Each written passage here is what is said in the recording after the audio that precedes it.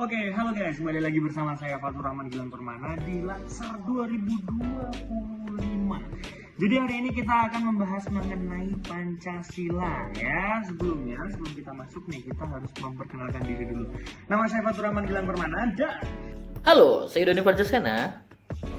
Halo, saya Farhan Aryasuta Jaka Surya. Halo, saya Aino Distira. Halo, saya Febri.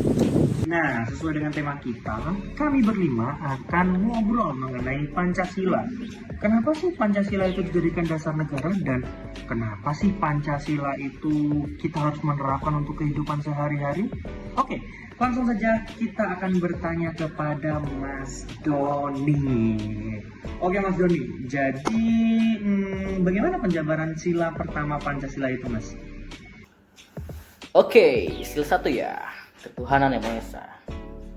Jadi, saya jelaskan dulu ya. Sila ke-1, ketuhanan yang Maha Esa itu menunjukkan bahwa bangsa Indonesia percaya dan takwa kepada Tuhan yang Maha Esa.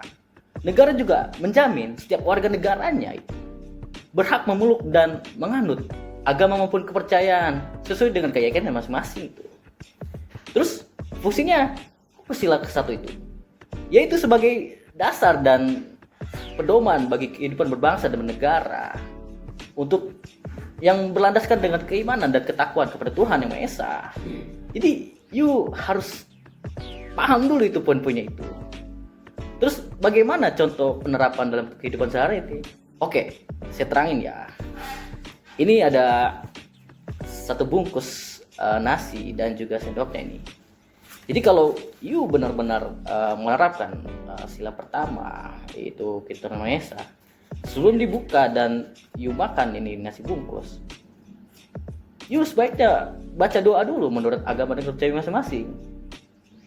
Terus kenapa kita harus berdoa? Ya itulah sebagai bentuk dan rasa syukur kita kepada Tuhan yang Maha Esa atas makanan ini. Nah, jadi kalau you misalkan umat Islam, contohlah berdoa sebelum makan seperti Allahumma barik lana fi murjatan wa qina adzabannar. Nah, baru you bisa buka dan makan ini nasi bungkus. Oke, ayo buka ya. Oh my food. Sudah habis. Siapa yang habiskan ini? Jadi begitulah sila pertama, yaitu ketuhanan yang Maha Esa. Oh, jadi penjabarannya gitu ya Mas untuk sila pertama. Menarik. Oke, untuk yang kedua kita langsung saja ke Mas En. Mas En, tolong jelasin dong sila kedua itu penjabaran dan isinya seperti apa? Baik Mas, sila kedua Pancasila yang berbunyi kemanusiaan yang adil dan beradab. Artinya, bangsa Indonesia menjunjung tinggi nilai-nilai kemanusiaan, yaitu menghormati martabat dan hak asasi setiap manusia, memperlakukan sesama dengan adil, sopan, dan beradab, tanpa membeda-bedakan suku, agama, ras, maupun golongan.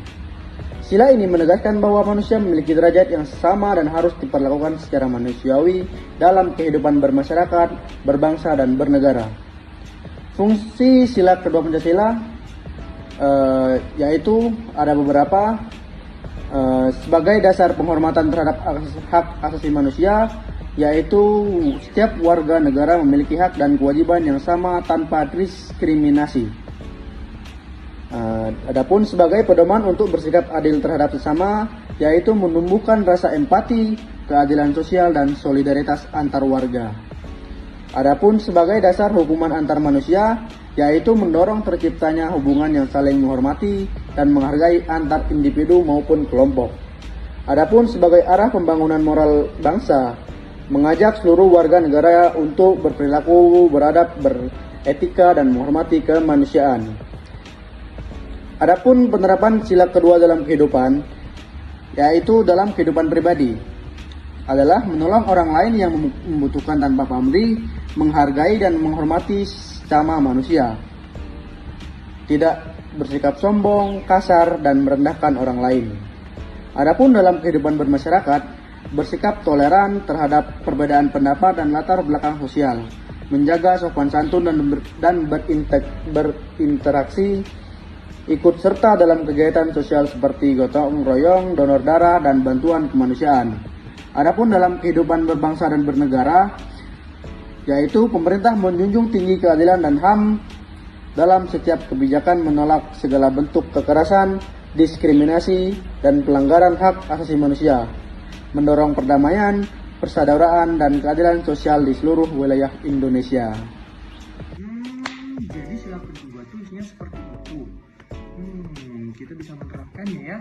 Wah, bagus sekali. Oke, untuk yang ketiga nih, saya mau tanya nih sama Mas Farhan. Mas Farhan, jadi untuk penerapan sila ketiga itu seperti apa sih Mas? Dan penjabarannya seperti apa? Baik Mas, jadi untuk sila ketiga itu Persatuan Indonesia yang menekankan pentingnya kesatuan dan persatuan bangsa Indonesia serta mengajak masyarakat Indonesia untuk bersatu dan bekerja sama dalam mencapai tujuan bersama. Sila ketiga itu memiliki fungsi yang pertama meningkatkan kesatuan bangsa Indonesia, yang kedua mengatasi perbedaan dan mempromosikan kerjasama, yang ketiga yaitu membangun solidaritas dan rasa memiliki antar masyarakat Indonesia, yang keempat yaitu meningkatkan stabilitas politik dan keamanan nasional, yang kelima yaitu memfasilitasi pembangunan nasional yang berkelanjutan dan berkeadilan. Adapun implementasi di kehidupan sehari-hari, yang pertama yaitu menghormati perbedaan seperti suku, agama, budaya, dan bahasa antar masyarakat. Yang kedua yaitu bekerja sama seperti dengan masyarakat, dengan teman, dan tetangga dalam kegiatan sosial dan kemasyarakatan. Yang ketiga yaitu mengembangkan sikap toleransi seperti toleransi berpendapat dan keyakinan dengan orang lain. Yang keempat yaitu berpartisipasi dalam kegiatan masyarakat seperti gotong royong, kerja bakti. Nah, jadi untuk sila ketiga seperti itu, Mas. Oh, jadi sila ketiga itu kayak gitu ya Mas Farhan. Bagus sih. Oke. Jadi ini untuk sila keempat, biar saya ya yang jelasin. Oke, jadi sila keempat itu isinya adalah kerakyatan yang dipimpin oleh hikmat kebijaksanaan dalam permusyawaratan dan perwakilan. Artinya kekuasaan tertinggi berada di tangan rakyat yang dijalankan melalui musyawarah dan perwakilan. Setiap keputusan harus mengutamakan kepentingan bersama dengan kebijaksanaan, bukan kepentingan pribadi ataupun kelompok. Intinya sila ini menekankan mengenai demokrasi Pancasila, yaitu sistem pemerintahan dari rakyat oleh rakyat dan untuk rakyat. Seperti itu Mas. Fungsi dari sila keempat ini ada banyak. Sebagai dasar kehidupan demokrasi di Indonesia, kemudian sebagai pedoman dalam pengambilan keputusan, kemudian sebagai arah pembentukan lembaga perwakilan, contohnya seperti MPR, DPR. Nah, selain itu juga bisa dijadikan sebagai landasan moral dalam kepemimpinan, sebagai pembentuk sikap gotong royong dan partisipasi. Seperti itu Mas. Kemudian untuk penerapannya bisa kita lihat jelas saat pemilihan presiden. Jadi dari berbagai banyak suara dikumpulkan menjadi satu. Seperti itu. Jadi dari rakyat, kemudian untuk rakyat, oleh rakyat, dan untuk rakyat. Seperti itu. Oke deh, untuk yang kelima nih, saya mau tanya nih sama Mas Febri. Mas Febri, kalau sila kelima itu fungsi dan cara penerapannya seperti apa? Oke, baik Mas. Jadi sila kelima itu mengandung makna bahwa setiap warga negara Indonesia berhak mendapatkan keadilan dalam segala bidang ekonomi, hukum, sosial, politik tanpa memandang suku, agama, ras maupun golongan. Fungsi sila kelima yaitu sebagai pedoman dalam mewujudkan keadilan sosial, sebagai dasar pemerataan kesejahteraan, sebagai pengarah kebijakan pemerintah, sebagai penguat semangat gotong royong solidaritas sosial, sebagai landasan etika dalam kehidupan bersama.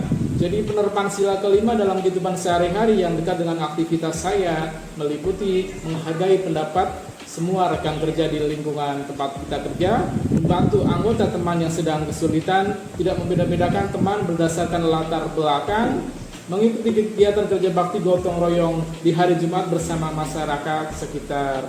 Jadi begitu Mas, sila kelima itu. Sangat jelas penjelasannya ya. Jadi dari teman-teman semua ini penjelasan sangat jelas sekali. Terima kasih ya untuk teman-teman semua sudah menjelaskan mengenai Pancasila. Oke, kembali lagi ya, kembali ke topnya. Jadi buat teman-teman semua, itu tadi adalah penjabaran tentang Pancasila ya. Jadi bagaimana cara kita mengimplementasikannya dalam kehidupan kita sehari-hari dengan contoh-contoh yang sudah dijelaskan oleh teman-teman semua. Oke, untuk hari ini mungkin cukup sekian dan semoga kita bisa bertemu di lain waktu.